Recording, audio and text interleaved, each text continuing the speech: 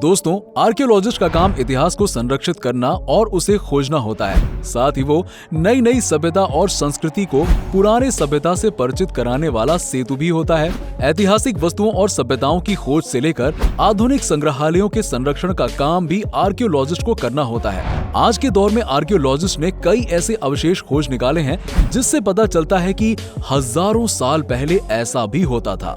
तो चलिए दोस्तों, आज हम बात करते हैं कुछ ऐसे खोजों के बारे में जिसे सुनकर आप हैरान रह जाएंगे।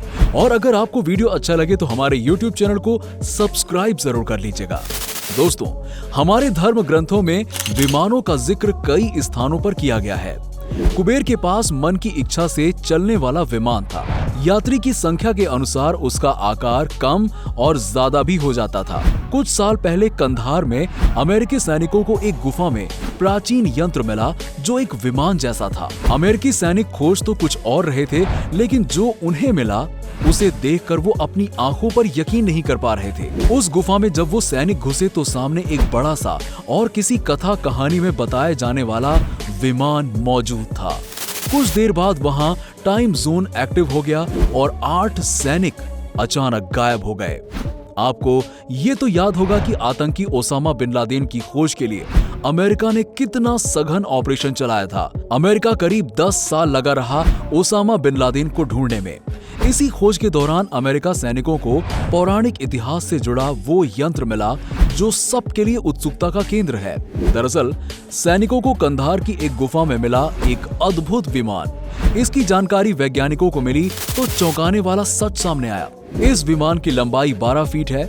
ऐसा ही एक विमान का उल्लेख महाभारत युग की कथाओं में मिलता है, जिनमें बताया जाता है कि 4 पहियों वाला 12 फीट का एक विमान है। इसके पहियों में कई अलग अस्त्र लगे हुए हैं जो युद्ध के दौरान शत्रुओं का विनाश करने के लिए पर्याप्त हैं। सैनिकों के साथ हुई इस घटना के बाद रशियन फॉरेंसिक इंटेलिजेंस सर्विस ने इसकी पड़ताल की और एक रिपोर्ट पेश की, जिसमें बताया गया कि ये विमान करीबन 5000 साल पुराना है और ऐसे विमान का उल्लेख भारतीय ग्रंथ महाभारत में मिलता है। दोस्तों, अब हम बात करेंगे एक ऐसे पेड़ की जो करोड़ों साल पुराना है। दोस्तों, वैज्ञानिकों को जब पता चला कि बरामद हुआ पत्ता पेड़ से 6000 साल पहले गिरा था तो वो खुद हैरान रह गए। किसी और चीज की खोज में निकले वैज्ञानिकों के दस्ते के हाथ एक बहुमूल्य खजाना लगा। एल्म के पेड़ का इतिहास इस पृथ्वी पर 2 करोड़ साल पुराना है। इस वक्त दुनिया के कई हिस्सों में पाए जाने वाला ये पेड़ एक जमाने में सिर्फ उत्तरी अमेरिका तक ही सीमित था। हालांकि आज की तारीख में ये यूरोप से लेकर एशिया तक हर जगह उगाया जाता है। पार्कों में सजावट के लिए भी इस पेड़ को लगाया जाता है। इसकी लकड़ी फर्नीचर के लिए काफी मुरीद मानी जाती है। हिमालय के इलाके में इसकी पत्तियां जानवरों को काफी लुभाती हैं। हिंदी में कुछ लोग इसे चिरा बेल भी कहते हैं। मुलायम पत्तियों को चारा के तौर पर कई जानवर बड़े चाव से खाते हैं।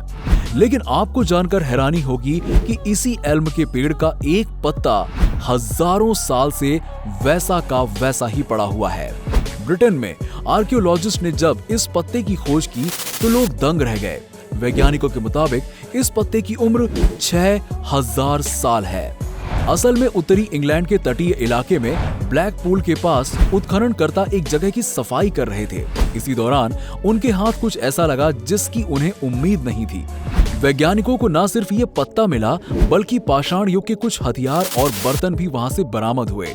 मुख्य आर्कियोलॉजिस्ट फ्रेजर ब्राउन ने ब्रिटिश अखबार द डेली मेल को बताया कि ये खोज पुरातत्व के हिसाब से राष्ट्रीय महत्व की है। उन्होंने बताया कि उनके दल को बर्तनों के कई अवशेष भी मिले जिनमें पौधों को रखा जाता था। इससे उस जमाने में उगने वाले पेड़ पौधों, पानी, जलवायु और मानवीय गतिविधियों को समझने में काफी मदद मिलेगी।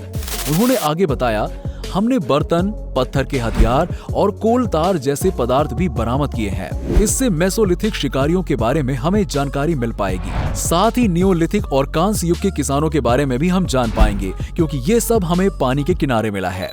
दोस्तों, अब हम बात करेंगे एक ऐसे मोबाइल फोन की जो लगभग 2800 साल पुराना है। जी हाँ, ऑस्ट्रिया में चल रही पुरातत्व विभाग की खुदाई के दौरान वैज्ञानिकों को 2800 साल पुराना मोबाइल फोन मिला। mysteriousuniverse.org की खबर के मुताबिक 2015 की शुरुआत में जब वैज्ञानिक साल्ज़बर्ग नामक ऑस्ट्रियन शहर में पुरातत्व महत्व वाली चीजों के लिए खुदाई कर रहे थे, तब उन्हें मोबाइल फोन से मेल खाती हुई मिट्टी की एक वस्तु मिली। खबर में बताया गया है कि ये वस्तु करीबन 2800 साल पुरानी है। फोन का कीपैड अजीब भाषा में है जिसे क्यूनिफॉर्म कहते हैं। बताया जाता है कि ये सुमेरियन सभ्यता की भाषा है और हजारों साल पुरानी है, लेकिन 19वीं शताब्दी में इसका अनुवाद किया जा चुका है। एक विवादास्पद थ्योरी के मुताबिक नेपच्यून नामक ग्रह से अनुनाकी नामक एलियंस ने आकर पृथ्वी पर सुमेरियन सभ्यता की नींव रखी। यही एलियंस इस मोबाइल फोन को यहाँ लेकर आए थे और इन्होंने सुमेरियन लोगों को इससे लैस करना चाहा होगा, लेकिन जब इन्होंने देखा कि वो लोग अभी इसके लिए तैयार नहीं हैं, तो उन्होंने उनको मिट्टी से बने मोबाइल फोन दे दिए होंगे। अगर ये सच नहीं है तो मोबाइल फोन जैसा दिखने वाला वस्तु मिलना क्या एक संयोग है या फिर सच में धरती पर एलियंस आए थे? जवाब समय के गर्भ में छुपा हुआ है, जो समय पर ही मिलेगा। जानकारी के लिए बता दें कि इस मोबाइल फोन में 12 बटन, डिस्प्ले और टॉक बटन है। दोस्तों, उत्तरी अमेरिका में मिले अभी तक के सबसे बड़े हीरे को dominion diamond mine and Rio Tinto समूह ने कनाडा के बर्फीली उत्तरी क्षेत्र से निकाला है। 552 कैरेट का ये पीला हीरा डियाविक खान से मिलता है। ये हीरा कनाडा में मिले दूसरे सबसे बड़े हीरे से 3 गुना ज्यादा बड़ा है। यहाँ जियाविक और पड़ोस के एकाती खान से बहुत उम्दा गुणवत्ता वाले हीरे मिले हैं, लेकिन ये दक्षिण अफ्रीका की खानों में आमतौर पर मिलने वाले विशाल रत्नों के प्रकार के लिए मशहूर नहीं है।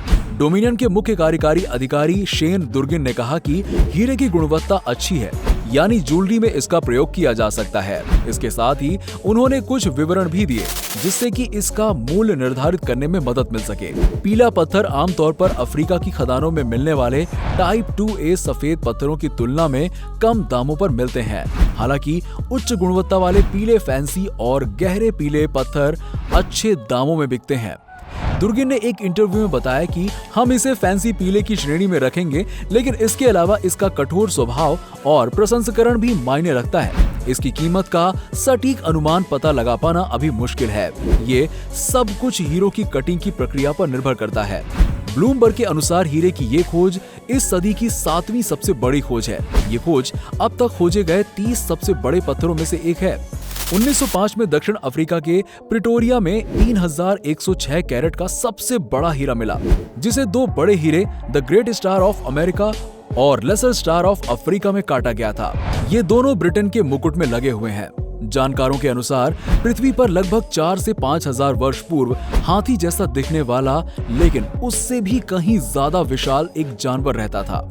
उसके दांत बहुत अधिक बड़े और घुमावदार होते थे और शरीर पर ऊन की तरह लंबे लंबे बाल होते थे। आम और प्रचलित भाषा में इस जानवर को मैमथ कहा जाता है, लेकिन मैमथ नाम का ये विशाल और शायद सबसे प्राचीन हाथी आधुनिक सभ्यता की शुरुआत से ही काफी पहले ही दुनिया से लुप्त हो चुका है। लेकिन हाल ही में जारी एक वीडियो में इस विशालकाय जीव को फिर से या फिर कहें पहली बार देखा गया है, और वो भी साफ साफ और स्पष्ट तरीके से।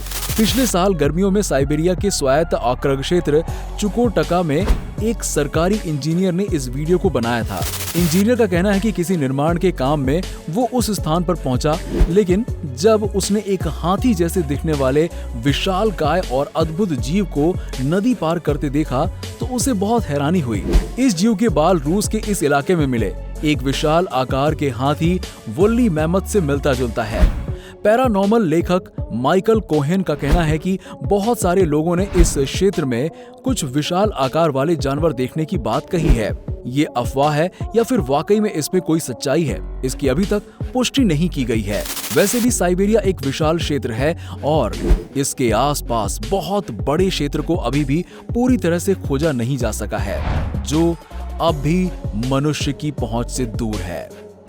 उल्लेखनीय है कि ये विशालकाय जीव 10,000 साल पहले अंतिम हिमयुग के दौरान पाया गया था। इस हिमयुग का एक छोटा सा हिस्सा साइबेरिया के तट पर वोंग्रेल द्वीप के आसपास भी है। जानकारों का कहना है कि लगभग 3500 वर्ष पहले तक भी इस जानवर के जिंदा होने का अनुमान लगाया जा सकता है, लेकिन उसके बाद इसके जीवित होने के कोई भी साक्ष्य या जानकारी नहीं है। कुछ वैज्ञानिकों ने ये संभावना जताई है कि मैमथ प्रजाति के कुछ जीव जो अन्य स्थानों पर से विलुप्त हो गए थे, वो आज भी इस स्थान पर मौजूद हैं। अगर जीवित बचे वोल्ली मैमथ्स साइबेरिया में पाए जाते हैं तो ये संभवतः महानतम खोजों में से एक होगी। तो दोस्तों, आशा करता हूं कि आपको वीडियो पसंद आया होगा। अगर आपको वीडियो पसंद आया हो तो हमारे YouTube चैनल को सब्सक्राइब कर लीजिएगा और इस वीडियो को ज्यादा से ज्यादा शेयर कीजिए। और अगर वीडियो पसंद आया हो तो वीडियो को लाइक करना बिल्कुल ना भूलिएगा। आज के लिए सिर्फ इतना ही, मिलते हैं अगले वीडियो में, तब तक के लिए नमस्कार।